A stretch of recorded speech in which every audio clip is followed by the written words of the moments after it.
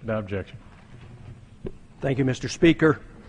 Plans, rumors, and war propaganda for attacking Syria and disposing Assad has been around for many months. This past week, however, it was reported that the Pentagon indeed was finalizing plans to do just that. In my opinion, all the evidence to justify this attack is bogus.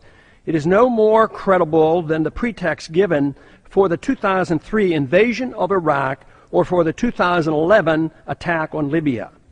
The total waste of those wars should cause us to pause before this all-out effort at occupation and regime change is initiated against Syria. There are no national security concerns that require such a foolish escalation of violence in the Middle East.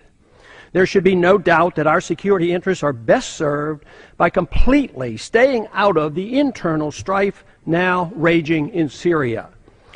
We are already too much involved in supporting the forces within Syria, anxious to overthrow their current government.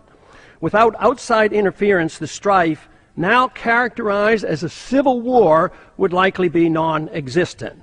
Whether or not we attack yet another country occupying it and setting up a new regime that we hope we can control poses a serious constitutional question. From where does a president get such authority? Since World War II, the proper authority to go to war has been ignored.